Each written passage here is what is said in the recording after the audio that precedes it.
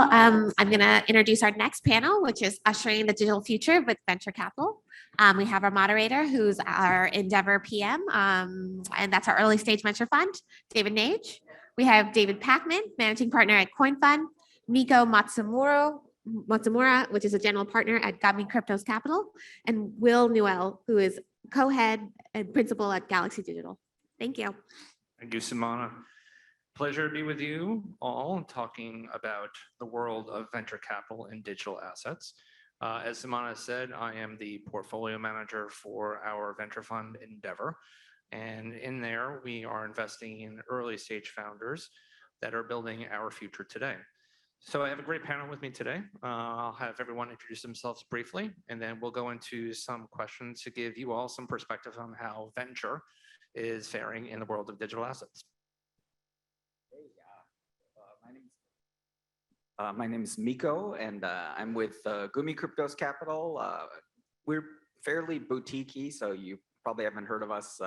We actually raised our Fund 1 at Bitcoin 17K, which was sort of 2018 vintage, right? So in a sense, you know, early enough, prompt, big kind of 3-year bear market. So, you know, we definitely have seen these kind of swings before, you know, so I guess out of that fund, 30 investments, working on, I think 10th or 11th unicorn or multi-corn. So, you know, I think it's been a good run. Although, you know, it's been a nice market too. So, you know, I think that's part of it. That's me. It's hard to follow, Miko, but I'm David Pakman. I'm at CoinFund. We're one of the oldest and maybe most established crypto native investing teams. We've been investing in crypto since 2015. We have 3 different strategies. We have a seed fund strategy where we're, you know, earliest money in, $500,000, $2 million check, something like that. We do about 40 to 50 investments out of that fund each cycle. And we have an early stage venture fund, sort of Series A focused, looking at companies and projects with a little more traction. And then we have a liquid opportunities fund. It's like a hedge fund that trades just liquid tokens. We've invested in about 100 companies since 2015, and purely crypto native. All we do is crypto, exploring all the different subsections of crypto about where the puck is going and maybe where the puck is now. Hey there, I'm Will from Galaxy Digital. We're a big financial services firm in crypto with a trading desk and a handful of asset management team as well. I work on the principal investment side, so we're kind of the central, you know, venture investing arm at Galaxy Digital that's really looking for what's coming down the pipe in 2 to 5 years and what's going to reach maturity, so that once it gets to maturity, we have relationships with those founders. We've got relationships with those businesses. We can orient the rest of our business around, you know, the innovations that are coming down the pipe. You know, as for, you know, our business, we've been investing, you know, actively since 2017, and have been, you know, been fortunate to back a lot of great companies in the space, as well as protocols and applications on top of protocols. So I'm fortunate to be here with you guys today. So yeah. Amazing. So let's get in our DeLoreans and go back in time. I think history and having that perspective is important. So one of the things that we've talked about is going back to 2018. If you go even further back into Q4 of 2017, you saw Bitcoin at an all-time high of around 20 to 21,000. You saw a tremendous amount of interest all of a sudden from media and from retail investors. And then obviously, if you look at the chart, you saw what happened in Q1 of 2018. If you also look at media, you see that many of them effectively said that this asset class, this world was dead. Now, if you look back into your history too, you will also notice that there are articles about the internet, that the internet in many times during its period of time was also declared dead many times, and that there was no one going to use the internet, let alone email. Obviously, that has not played out very well either. So let's talk about 2018 as it refers to what's happening now in venture. So if you could, you know, extrapolate, and then obviously I'll share some ideas as well too, but amazing panel, amazing thinkers here and investors. Let's talk about 2018, what we saw and what the landscape was then to what it is today in terms of what we expect venture to look like. Yeah, so I absolutely appreciate the, I think my introduction was absolutely about that time frame, right? So it's really about kind of these wavelets, right? So I think if we're here to talk about venture, right? And obviously venture has that 10-year wavelet cycle, so in a way, these kind of long duration, high conviction, builder oriented constructs, right? And to me, like, I feel like this, which is better, fear or greed, right? Which is better, right? And I'm here to say that fear is better, right? Because the purpose of fear is to keep you alive, right? And what's the purpose of greed? Make you rich, make you fat, give you sensory enjoyment, So from my perspective, like, we invested with conviction through this kind of like earlier bear market, and we intend to do the same. So like, in a way, like some of the incredibly unsustainable and crazy behaviors that we've seen recently, hopefully will just disappear. So that's kind of my mindset, which is correction welcome, and hopefully maybe a little more. The best venture investors in the world are non-consensus investors. You probably apply that to any asset class or investment strategy. And so it's harder to be a non-consensus investor when the world's melting down and everyone's pulling back. It's also hard to be non-consensus when everyone's piling in and money's free and prices are super high. There's this FOMO in either case. So I think venture investing is well suited to people who are super comfortable being kind of intellectually alone and not looking for some like affirmation from the market or the press about what everyone else is doing. So I think I've been fortunate enough to meet a lot of those people, and some of those have been my mentor after 15 or 16 years in venture. And so it's good to know what's going on around you, but your LPs are asking you to bet on your long-term conviction. And I'm terrible at predicting what's going to happen tomorrow or 6 months from now, but I have extremely high conviction about what's likely to happen over a 6 or 8 or 10-year period. I can't tell you exactly how it unfolds, but the longer you're in tech, the more you can connect dots, and you can really see the way markets unfold, the waves that lift all the boats. So for those of us who believe that right now what we're doing is rebuilding the internet, just like these massive technology waves have come before, right? In the mid 80s, we introduced the personal computer. We completely rebuilt the infrastructure of how computing was done away from mainframes. In the mid 90s, we connected them all together and we rebuilt the way we communicate with this thing called the internet. And then in 2008, we rebuilt the internet and made it all about cloud, mobile, and social. And so to us, it's up here. I'm pretty sure it's obvious, at least to us, that we're rebuilding the web again, but this time we're rebuilding it on top of decentralized networks, open platforms where there's an ownership possibility. In some ways, it feels like the new internet is on sale right now. It's going to take maybe 10 or 15 years to play out. And so if you have that view, things look awesome right now, and they seem to be getting better by the day because the prices are falling. So if you have really, high conviction about where we're going, then this is a great time to be on offense and to bet. Now, a lot of carnage is still to come probably, right? And not everything's going to survive. So I love the 2018 framing, but I am also looking at the 2008 and 2009 framing and the 2001 framing and the 1991 framing. I was present during all of them. And, in 2009 and 10, we had Instagram, Airbnb, WhatsApp, Uber. There's like 20 more massively successful companies that were founded during that period. So now you want to look for the entrepreneurs with the high conviction who are rebuilding the internet. Yeah, so for context, I wasn't professionally investing in 2018, so I can't give that much on this topic, but I will say knowing what I know, I agree with David's point that like historically downturns have been a much better time to be a venture investor. That said, I think there's probably two constitutive differences between today and 2018.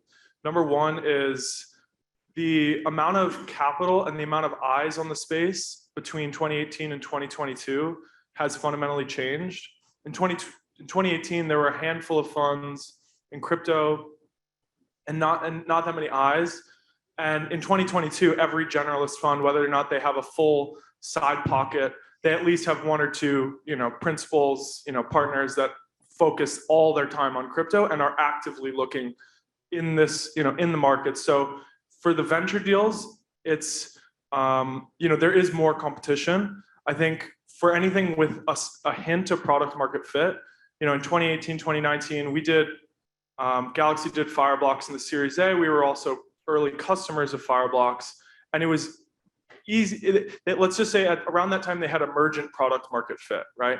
And in those times, it was a competitive deal, and we were glad to invest behind them in that time. If you had emergent product market fit in 2022, the valuations would be not quite an order of magnitude higher, but probably half an order of magnitude higher.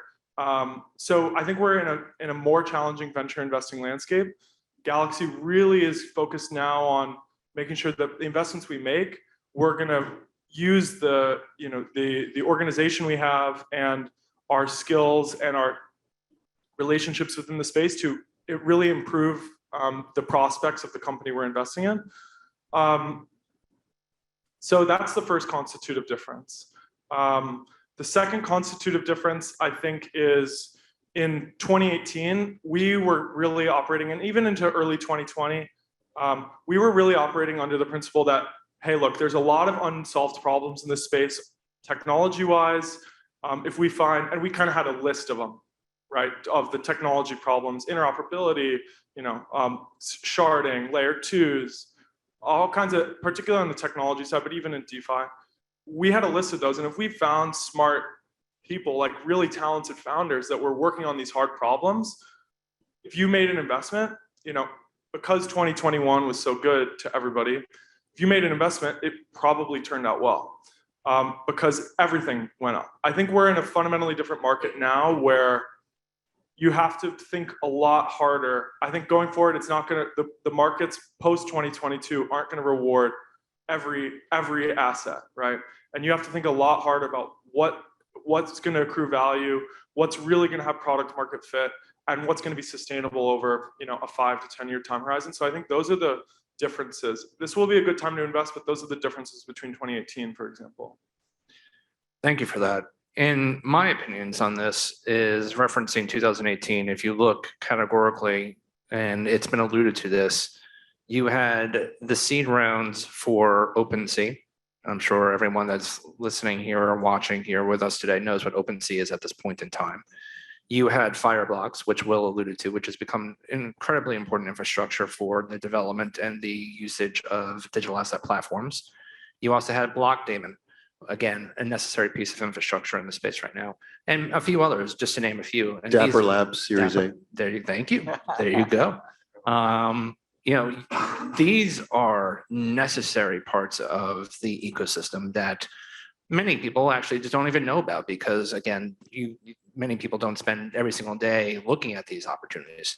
And so this is where we really find ourselves right now, is in this another 2018 moment where we've seen an influx of founders that was alluded to here that are highly experienced, that have the ability to recruit amazing teams around them, that have incredible grit, that have the experience of markets where they know where they have to be very mindful of their overhead, of their burn. These are all obviously things that we talk about on a regular basis. So the types of founders that are in this space today, that are coming into the space today relative to 2018, is far different. They're more experienced, and they have a lot more practical capabilities than they ever have before. So one of the things that I would always like to think about is, like, if you're thinking about digital assets and you're thinking about what's happening here today, and Will alluded to things like interoperability and things like composability and all these other different talking points, I would always question people that are with us today. If you run a Google search, do you know how many processes actually run behind the scene to get you that result?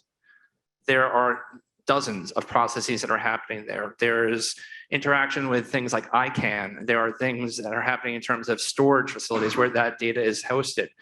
All of these things are taken for granted today because we just expect that we run a Google search and all of a sudden within milliseconds we have the results. These are the pieces of fabric that are being built today especially in this period right now, that are going to be incredibly important to the overall growth of the adoption of digital assets. So it's a really interesting time and place to be right now. So moving forward, I wanted to hit on certain sectors and certain themes and trends that we are all thinking about in terms of venture, what we're excited about, what we're eagerly looking for, and what we're actually finding ourselves allocating to these days. So Miko, if you could, obviously with your experience in things like gaming, what are you really excited about today, and what are you excited about for the next 6 to 12 months?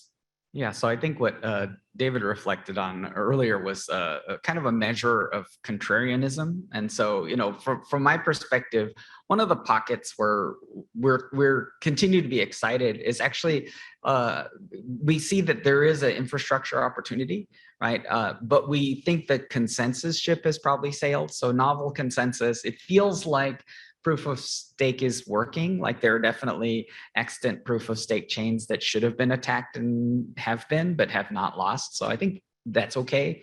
Proof of work seems to work, so the consensus ship, the need for a lot of new novel consensus is gone, but we do think that there's opportunity in the programming model, right? So we think that the VM layer, right? And we think that there's actually an entire dev stack that can be formulated around this. So, we think that's a very exciting area. There's opportunities in the DevOps layer.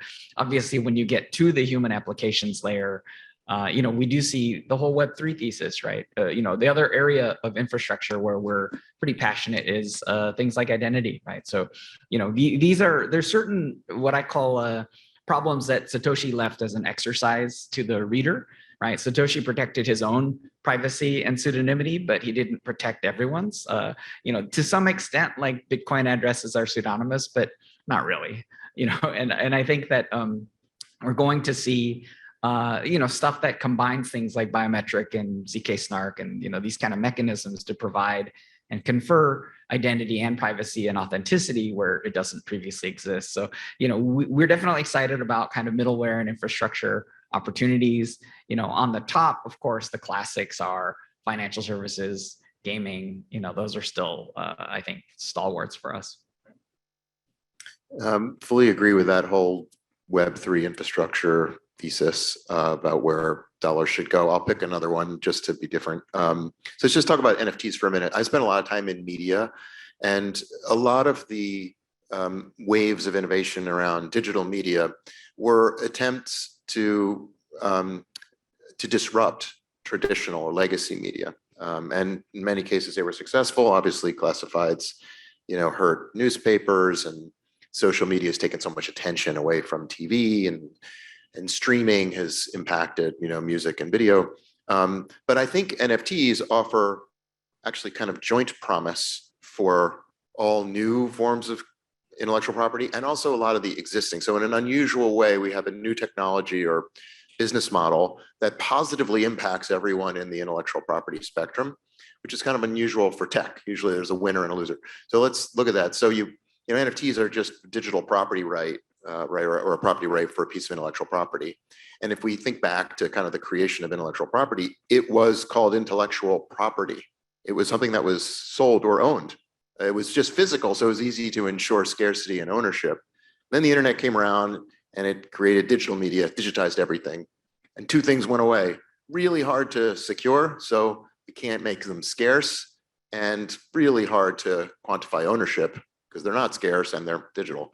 So all of media went to this rental model where we stream music, we stream books, we stream video, and that's been a really unsatisfying business model for a lot of creators. Economics get spread way too thin across too much content. And most people in the creativity chain don't like the streaming model at all. But we're about to offer a new alternative with NFTs. We can now go back to media ownership of digital assets and scarcity.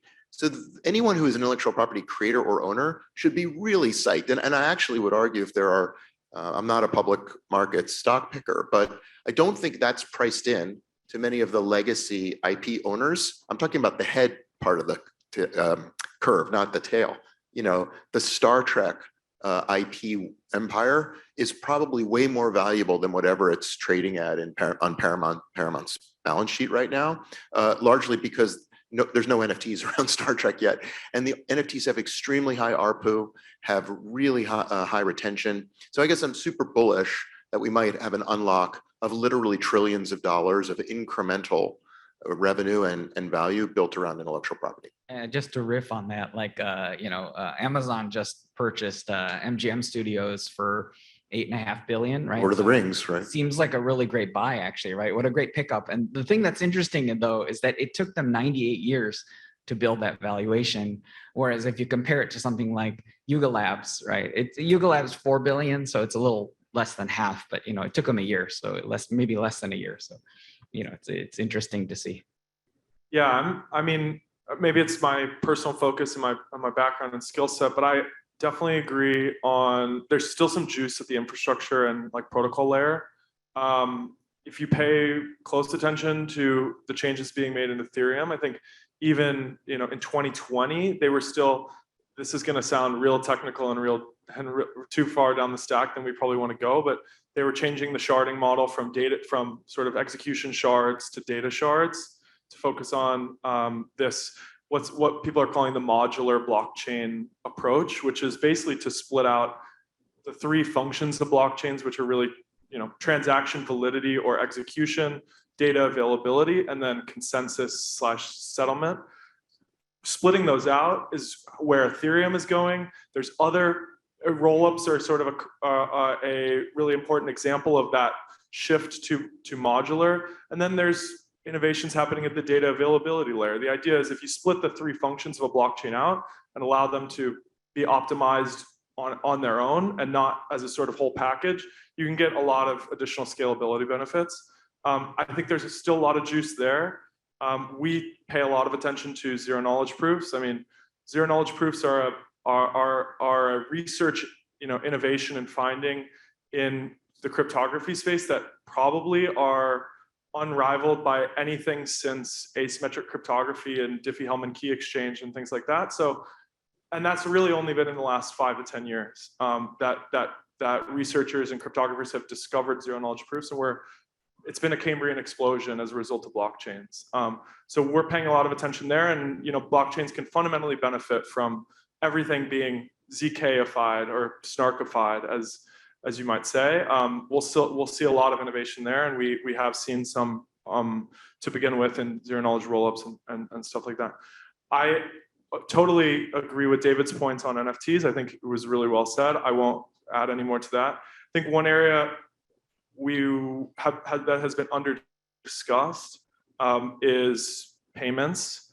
We're still a lot of people push payments aside for the past couple of years because we never had the infrastructure. The blockchains, the infrastructure wasn't scalable enough. The transaction costs were too high.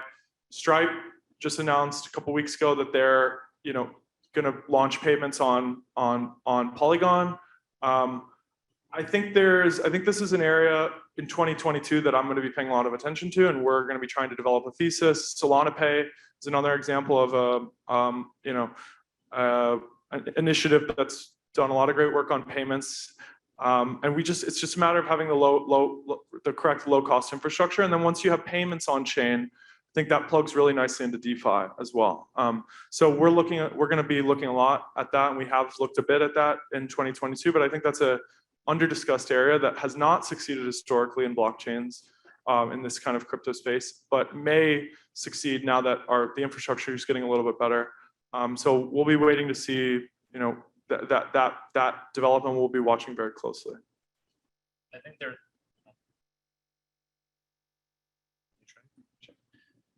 Hello? Okay. I think there's a lot of things that were just unpacked there. And for us, what we notice is that, or what we believe is that what we see today with NFTs, for instance, as David alluded to, is that this is phase one. PFPs, things like Bored Apes, other apparatuses out there. This is phase one of NFTs. This is what got people interested in NFTs. Very similar if you look back, again, using historical perspective, back in the early 90s when it became more residential for internet users, you had AOL Instant Message, you had chat. That was what people used predominantly. They didn't do things on e-commerce sites because there was concerns about encryption and security. And then all of a sudden SSL passed, and then you had encryption, and people started to feel better about it. And you started to see the rise of Amazon. And so again, this is the phase one of NFTs that we're seeing today, is this idea of PFPs, of collectibles. But if you look at the primitives of NFTs, if you look at the technology stack of NFTs, you are effectively creating a contract that is programmable.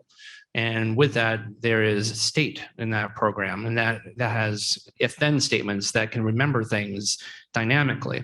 And so then all of a sudden you start thinking about use and application of that programmable if-then statement. If you can start to apply it to other apparatuses, like David alluded to, in terms of music, in terms of royalties, in terms of scientific innovations. And those are some of the things that we're starting to see today, is that if you are creating a scientific innovation, the discovery, instead of going through a patent process, you could potentially then mint it as an NFT. This is use and application that is very early, that the majority of people out there are not even thinking about today, but we are. In addition to that, Will also alluded to in terms of payments. We've had a few in the space in terms of on-ramping into the world of digital assets from fiat. You've had projects like MoonPay and Ramp.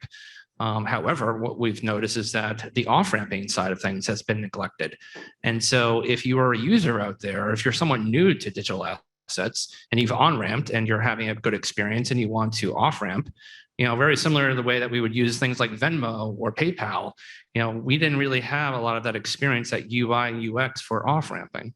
And so these are the things we're starting to notice, is that this usability feature is becoming more into the thoughts of and kind of the founders' minds. So we're looking at those things in terms of the overall adoption usability of digital assets. And then in terms of, again, going back to the metaverse or NFTs, is there's the idea of kind of the metaverse and real estate. You've seen the adaptations of Sandbox. You've seen the adaptations of Decentraland. You've seen large brands like Nike and Adidas and Gucci and Prada starting to build virtual storefronts in these metaverse parts of real estate. You have districts now for fashion. These are productive assets because you are building storefronts where people are going to them. And effectively, then there's a financialization aspect. Is that a productive asset? Could you potentially collateralize it to use it for other things? And so there's a lot of layers in the kind of the onion that is digital assets right now that are being, unpeeled. And what's interesting, and what I always like to think about, is that this is all happening in real time. You are seeing this all play out, and a lot of this, and it's really kind of the way that we think about it, or the way I think about it, is that this is all happening in a test net, in a very large test net. This is, you're seeing all of this play out in alpha and betas. These are not, prime time, ready to use, battle tested, for years and years and years.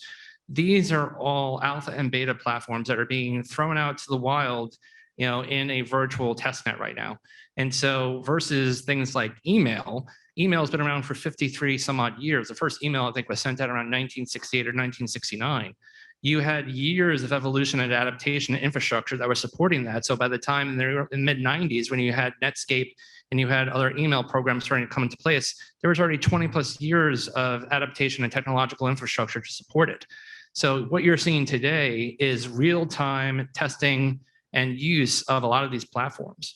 So we're looking at all of that infrastructure to see how that supports and how to make it more battle tested, more usable, more functional, more secure. So with that, we'll kind of go forward into thinking about, what the next stage is. As I alluded to, there's this idea that we're seeing phase one of NFTs, phase one of gaming, phase one of DeFi. I would love you to think about that, Miko and David and Will. Where do we see these primitives go, kind of thinking in the next 5 to 10 years?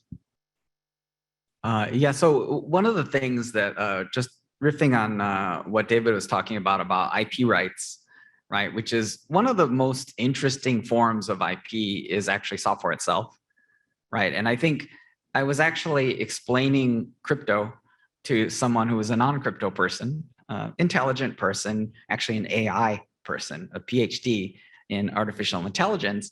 And the explanation that came to my mind was, in essence, one of the weird things that happened with open source software is if you look at inside of GitHub, you have a huge pile of software. This pile of software is basically about 90% of commercial software today that gets shipped. It's the nucleus is there. It's the base platform of everything, right? And the thing that's interesting is that not only is that deemed by our GDP to be of zero value, it's actually measured by our GDP to be of negative value, right? Because you used to have perfectly good proprietary databases that you used to be able to sell, and now they're competing with free databases that you can't sell, right? So it's actually destructive of GDP, right? So one of the things that I was, suggesting is that, in a way, now that these projects are able to print their own money, right, then you effectively generate something that's akin to a stock market for these open source projects, right? And obviously, in order for them to accrue value, they have to capture value, right? So they need these kind of tokenized ecosystems that kind of capture value, right? But in the token. But I would say that, like, to me, thinking about, there's so many different dimensional futures and mechanisms to understand, right? But to me, I think one of the kind of powerhouses underlying this is actually, how does the economy understand the value of open source software?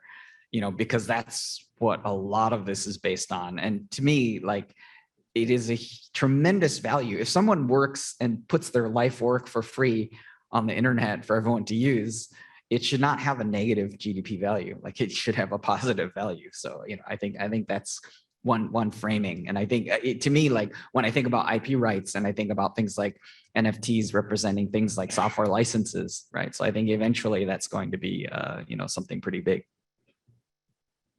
There's also an element to that, to the code point, which is, which we've focused on in an investment in Radical, which is a sort of peer-to-peer, GitHub. Our thesis around that was really around the idea that, if you have a sort of Web3 or DeFi or crypto native, code repositories, you can build DAOs around the code repositories, right? Like, you can fundamentally organize around specific code bases which are economically productive, and insofar as you can compensate the participants in that code base for their work, you can have these sort of decentralized organizations that are producing around a piece of code. So that was my riff on the code point. I love the open source topic to mind here. A lot of people have always thought about, how do we create economic incentive for people to contribute to open source? And but a lot of the time in Web2, we were focused on payments, like selling a software license or a service license on top of open source, and then like funneling some of the profits back to the contributors. But I think that's the wrong model. And what Web3 would say is, no, it's not about the payments, it's about the ownership. So the tokenization of open source lets us as contributors track our ownership of the protocol, which has long-term value versus like some short-term mercenary, like, hey, I wrote 17 lines in this and it sold for $1 million this year, I get 0.17% or whatever. I'll throw out that in terms of what's next, it feels somewhat natural to us that a large amount of NFT activity today is collecting. It's speculating, like, I'm buying something because I think it's going to go up in value, but it's not the only reason. And the story the press does not tell about NFTs is that like 40% of humans collect things in their lives, collect wine and books and shoes and and art and Disney pins and all sorts of stuff like that. And so a lot of the consumer behavior on NFTs is collecting, collecting quests. And those people are going to hold those NFTs for long periods of time because the object was not quick short-term speculation. And the price floors are much smaller for a lot of collectibles. So it's not like hitting the economic activity meter the way, a punk does. But over time, those collections get large, and collectively they have large economic value. So if you've bought tons of NFTs at $30 each, that may collectively be worth thousands of dollars or tens of thousands of dollars, and you don't have any intention of selling them, you'd like some purchasing power based on that. You may not take like a loan against, you may not think about like, I want to take a loan against my NFTs, but you'd like to be able to use it as purchasing power. And that's NFT DeFi, right? That's the financialization of NFTs. So I think there's actually like a real consumer demand. They wouldn't call it this. They wouldn't say, we need compound for NFTs. But they appreciate that there's not a bank in the world that's going to loan against your NBA Top Shots today, but there are DeFi protocols that would allow liquidity pools to emerge to make it happen. So super excited about NFT financialization. I totally agree with that. I know we're getting close here, so I want to touch on something that I'm sure is on everyone's minds, and that's the big V, valuations. There's been lots of speculation that valuations will contract. And obviously you've heard a lot from the traditional venture world that valuations are contracting. So the question will go out to you all, based off of, the last, 13 some odd years from the days of TARP in 2008 and 9 to now. We've had a very heavily quantitative eased economy, about $25 trillion that has been put into markets over the last 13 some odd years. And if you look at certain conversations from the likes of Bill Gurley from Benchmark, he tweeted out about 2 weeks ago that there's going to be an unlearning period where founders are going to have to unlearn the last 12 some odd years of quantitative easing in a new world that we're dealing with now in terms of quantitative tightening. How that's going to affect valuations from very mature companies, Series C, D, E, all the way obviously down to the cascading effect of early stage seed investing. So David, obviously with your background, for years of traditional venture to obviously now the world of digital asset venture, I'm curious, what are your thoughts? I know we talked about this a few days ago, that you believe that there's going to be a period of unwinding, not necessarily unlearning. So if you can expound on that, I think people would enjoy that. Yeah, sure. Well, Bill Gurley knows way more than I do about everything, but so he's right that there's an unlearning. But I think that it sort of depends where you sit. If you're an entrepreneur, it's going to be very painful. Almost everyone in the entrepreneur landscape, no matter what stage your company is, there's going to be a lot of pain in the next, I don't know, pick your time window, 6 to 24 months, somewhere in between there. I'm sure someone in this room could tell me exactly when the recession hits and when it's over and all that, but I can't. But it's going to be challenging. There's just this, downward cycle where valuations come down and expenses freeze, and that causes some other company to miss bookings that was selling stuff to you, and so therefore their valuation comes down and expenses freeze, and there's this unwind that has to happen. On the investor side, depending on when you've been deploying, it can be a pretty pleasant change that as we shift from a seller's market to a buyer's market. I don't want to be too snarky, but a lot of the anti-VC rhetoric that you've been seeing on Twitter for the last 8 years is going to tone down a lot. And investors will have a lot more time to make investing decisions, get to know teams, observe real traction. There'll be a focus on real metrics, not on sentiment, which a lot of crypto deals have priced on sentiment in the last two years, which is not really measurable. So I think this is good for investors, right? This is when you deploy. 2021 fund vintage, probably not going to look as good as 2022 fund vintage. So I don't mean to make light of it. It's painful. I was an entrepreneur for 15 years. I went through this cycle. It's completely unpleasant. People lose jobs. It's not fun, but it does wash us back to a more rational investing and startup climate where we are focused on real measurable, are we building something of tangible value that can be measurable? And that's amazing for Web3, because half the stuff in Web3 is just not going to survive. And it was uninteresting and still sucked up a huge amount of capital. I'm picking a number, half, but a whole lot of stuff is unbelievably critical. And I'm super excited about the next 3 years. It's gonna be a fantastic investing climate. I mean, we've already seen it personally. Like it's as David mentioned, it's definitely here in traditional venture, but we're seeing it now in rounds that we do. Things are moving a little bit slower. Investors have a little bit more negotiating power. And there was talk, oh, it's not going to affect crypto, or there's just too much money in crypto. But like I think it's the tenor of the moment has shifted a little bit. So for us, it's both good and bad. We want our portfolio companies to raise, and we want to also own great companies at fair valuations. And so it's a mixed bag. It's an interesting time to be on both the portfolio company side and on the actively investing side. I think there's a profound relationship between pain and health, right? Like, after I get a painful trip to the dentist, I brush my teeth really hard. and there's a wakefulness that comes with this kind of experience, right? So for me, I think health is valuable, right? And I think that the companies require health. So healthy company, there's a lot of unhealthy companies that are flush with cash that have raised endless money, and they're psychologically unhealthy, they're financially unhealthy, they're just fundamentally bad properties, right? And they're being lifted by free money, by accommodation, right? So to me, like, that's not ultimately what we want, right? So And I think there was a lot of stuff in 2021 that raised on the promise of, oh, we're gonna, you guys, I'm sure saw a lot of it. We certainly saw a lot of it. Oh, we're raising money to go create a, yield aggregator on, X, or AMM,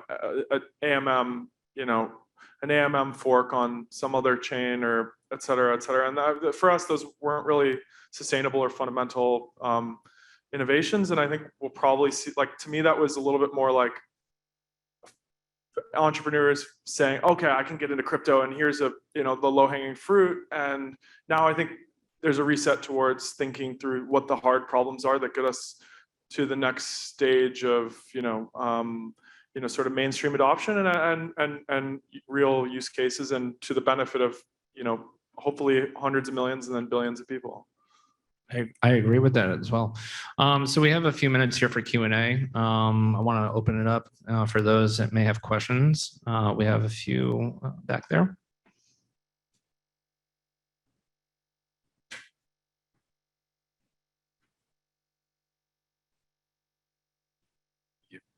Is this okay? Cool.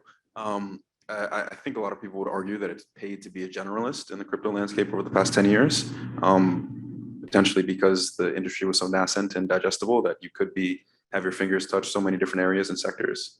I think even on the notion of the rising trend of modular blockchain construction, that demonstrates that the industry has continued to expand in a way that it maybe is not sustainable to be a broad generalist, and it pays to be a specialist.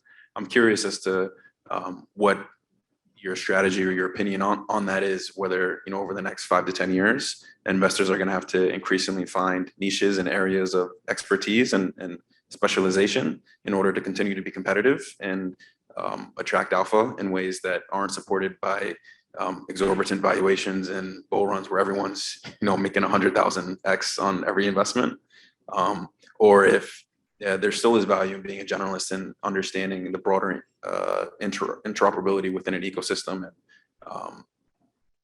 being general, I suppose. So when you say generalist, are you talking about what, like generalist funds, or like sort of like generalist venture funds that are taking some positions in crypto, or are you talking about sort of generalist skill sets within the crypto? Right. Yeah. General skill sets within even a crypto native fund. Okay. Yeah, I would say that the taxonomy of digital assets is something that we as a firm have tried to further define over the last few years. Calling everything crypto is actually not useful. And so when you define sectors such as gaming, when you define sectors such as social, when you define sectors such as insurance, et cetera, et cetera, et cetera, that does help, because then you can further look at relative value, you can look at comps, you can do all the types of work that we typically do in venture. So the rationalization of the taxonomy that we needed in this asset class has started to finally crystallize. I think there are people out there that are starting to realize that calling everything crypto or calling everything XYZ is not useful. So to become specialized in that, yes, you need to have further guardrails in terms of what those sectors look like. It is something that is purely a gaming, blockchain-based game. Is that something that also crosses the world of DeFi? Well, of course, as we're finding, yes, gaming is also now crossing with DeFi primitives. So to your question, I think in essence, what we're starting to see is that taxonomy is getting better. With that taxonomy getting more crystallized, you will start to see those that can specialize, because there are investors like us, and obviously Miko and David and Will, that have had 3, 4, 5 years of investing generally, that we start to recognize patterns. Pattern recognition is also really important in terms of becoming more specialized versus becoming more of a generalist. Yeah, I mean, I definitely think that is a big challenge. One of the forcing functions on specialization is really that the ecosystem has expanded. The number of people that you have to know is expanded, right? So in a sense, like, you know, if you really want to be a significant player, you know, you can't know everybody anymore. Like there's just too many people to know. So, you know, I think what we've done as an accommodation is we've had kind of subspecialization. We've always been kind of sector mappers and subsector mappers, but like we've kind of have specialist partners within a generalist fund. So that's been our approach. Let's take another question. Let's take another question. Hey guys, enjoyed the conversation. A bit of a bias from my end because I'm more of a hedge fund guy than a VC guy, but I'd be curious to hear, you know, there's lots of talks about cycles, lots of the current companies not being around, maybe next cycle. I'd like to hear kind of which companies you think in like, let's say like the top 50 market cap right now, you'd bet on to not be around next time. My entire portfolio. David. You know, one of the adages of VC is never to trash a company. So I actually don't have a list of the Walking Dead. I haven't put a lot of thought into that. I'm sorry, I don't have a good answer. I will answer that. I think there is structural changes happening here. So for the last, you know, in Q3 and Q4 of 2021, we saw a preponderance of SAFT deals, simple agreements for future tokens. We also saw after the SAFT would be finalized, about a month or two later, you'd see an IDO, an initial DEX offering. That with the market in the public side that has obviously been under duress over the last, you know, 4 or 5 months, you have seen a change in dynamics now with deals. Deals are now looking more in general as safes, which is obviously Y Combinator, one of the kind of brought that to market. They're safes with warrants that are attached to them. So those tokens will be delivered in a future timeline that is not defined. So you are seeing structural differences for new companies out there. I'd say any right now that have been looking to do or following the kind of the guide rails of SAFs, you know, as I said, in Q3 or Q4 of 2021, that are continually trying to do that today, that are trying to do these IDOs, that are trying to do these fair launches. Those are the ones that are obviously having some trouble. Some of them are innovating there, where instead of having that IDO and then having the token generation event shortly thereafter, they're now creating ways to actually put those into vaults where they're generating yield and they're holding onto those tokens for a year-long period of time. So that liquidity that you would see from some of these new issuances is starting to become less. So you are starting to see some level of innovation happen there, but I think structurally you're starting to see differences in the types of raises that we're looking at today.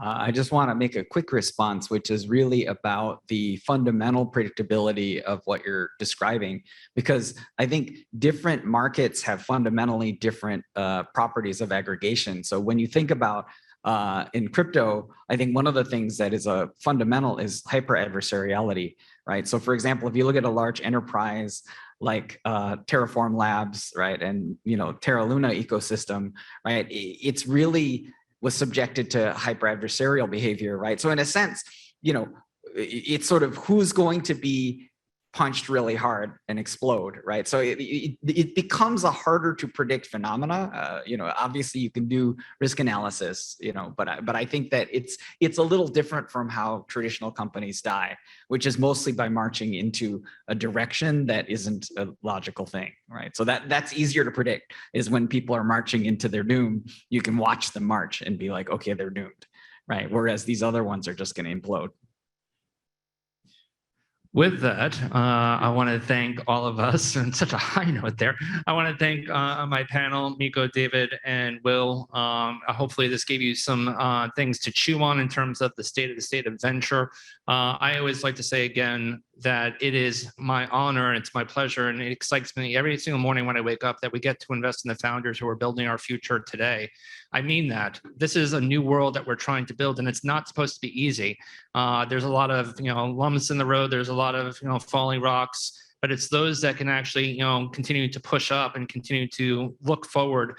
Those are the ones that are going to succeed. And this is our time right now where we saw, you know, that internet boom and bust, where we saw Netflix and Amazon and Google appear. This is the time now when, you know, that's really the tough stuff to swallow. So I look forward to working with all of you and look forward to talking to all of you. And thank you for the time.